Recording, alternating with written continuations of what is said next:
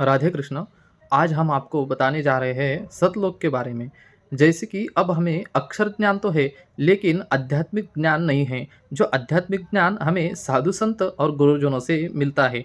जैसे कि अब हमें पता है स्वर्गलोक की प्राप्ति यानी सर्वोच्च स्थान है। लेकिन आपको जानकर हैरानी होगी कि यह 14 लोकों में स्थित जो स्वर्गलोक है, वो 5वें नंबर पर आता है। प्रथम स्थान पर जो आता है उसे सतलोक कहा जाता है। यह स्थान ब्रह्मा जी का धाम या ब्रह्मपुरी जिसे कहते हैं, यह ये सतलोक है। इस सतलोक में ब्रह्मा जी समवेत माता सरस्वती जी भी रहते हैं, जिनके साथ अन्य हस्तियां, संत, साधु और जो तपस्वी लोग हैं यह रहते हैं। यह स्थान पद प्राप्त करने के लिए आपको अनंत काल तक तपस्या कर कठिन समस्याओं का सामना कर यह पद प्राप्त करना पड़ता है। जैसे कि जगत के सुख को त्याग कर, मोह को त्याग कर यह स्थान आपको प्राप्त करना पड़ता है। इस स्थान से नीचे 12 करोड़ योजन तपलोक स्थित है। यह सत्यलोक में जो भी मनुष्य वास करता है उसे हंस कहा गया है।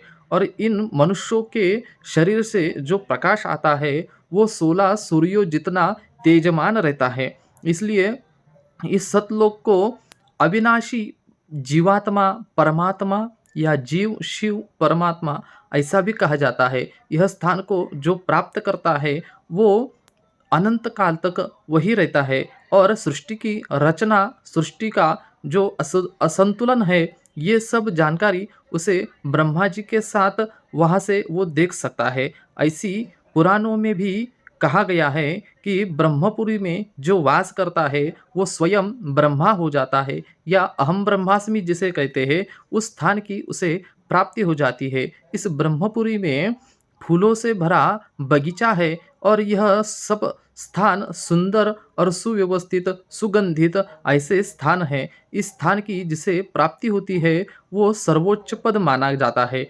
व्यक्ति को आनंदमय संसार में एक सर्वोच्च स्थान जिसे कहते हैं उसे यह स्थान प्राप्त होता है। उसकी मनोकामना इस स्थान पर पूरी हो जाती है और वो अनंत काल तक यह स्थान पर रहता है और वो स्वयं भी ब्रह्मा बन जाने का यह प्रयत्न करता है और वो बन भी जाता है। राधे कृष्ण।